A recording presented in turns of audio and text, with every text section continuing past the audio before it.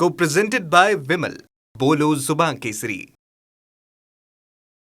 शेतकऱ्यांच्या मालाला हमी भाव मिळावा म्हणून सरकारने नाफेड केंद्र सुरू केली. मात्र केंद्र सरकारने या नाफेड केंद्राला आता ब्रेक लावलेला आहे.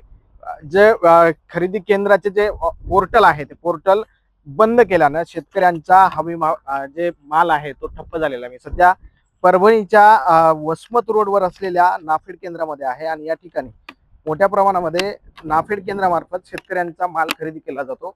या ठिकाणी हरभरा खरेदी सुरू होती, मात्र आता ही हरभरा खरेदी जी आहे ती ठप्प झाली आहे. त्याचं कारण आहे की पोर्टल बंद केलंय केंद्र सरकारनं आणि त्याच्यामुळं शेतकऱ्यांचा माल ऑनलाईन खरेदी केला जाऊ शकत नाही. काय अडचणी काय येतात? अडचणी भरपूर आहेत, तांत्रिकही आहेत आणि शासनाने यावेळेस दुजाभाव केलेला आहे. सहकारी पतसंस्था, सहकारी संस्था आणि खाजगी प्रोड्युसर कंपनी यांच्यामध्ये सरकारने सरळ जाहीरपणे दुजाभाव केलाय.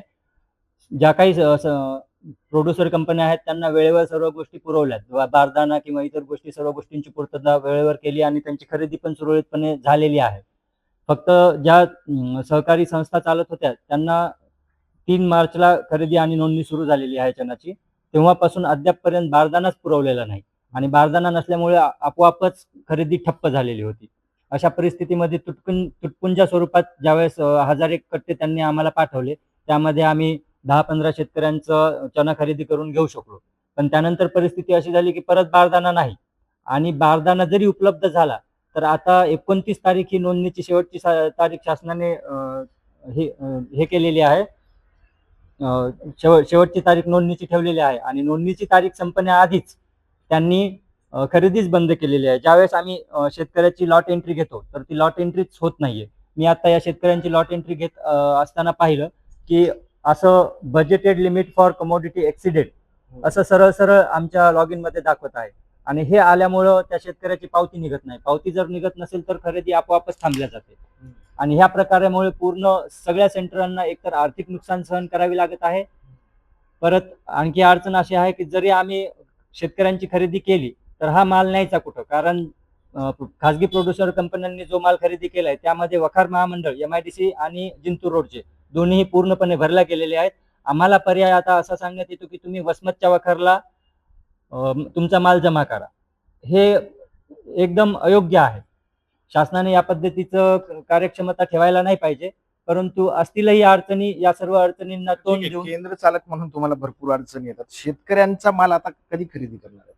जोपर्यंत शासनाचं काही आम्हाला परिपत्रक वगैरे येत नाही किंवा ही लॉट एंट्री सुरळीतपणे सुरू होत नाही तोपर्यंत शेतकऱ्यांचं माल खरेदी करणं अशक्य अशी गोष्ट आहे. नोंदणी केल्याच्या नंतर किती दिवसात माल खरेदी? नोंदणी केल्यापासून 60 दिवसापर्यंत माल खरेदी करता येतो, पण अशा परिस्थितीमध्ये शासन कितपत साथ देईल हे सांगता येत नाही. पोर्टलच बंद झालं. पोर्टलच बंद. आपल्यासोबत शेतकरी आहेत जे इथे माल घेऊन येणार होते. काय अडचणी येतात?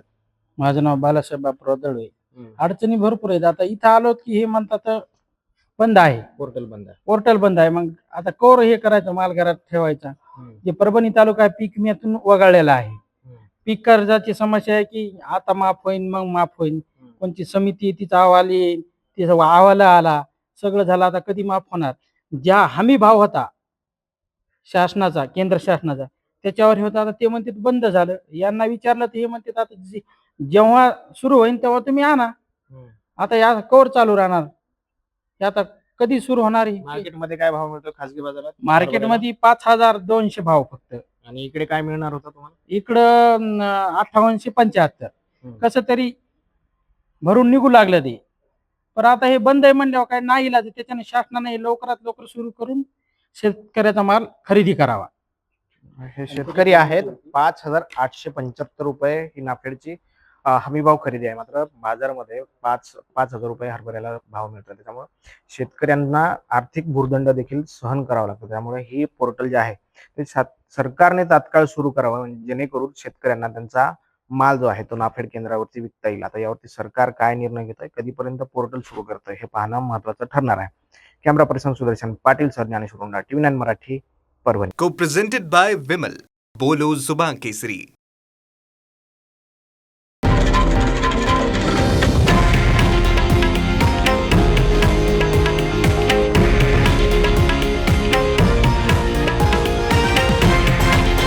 हे आहे देशातील नंबर 1 न्यूज नेटवर्क आणि आपण पाहत आहात TV9 मराठी, एकमेव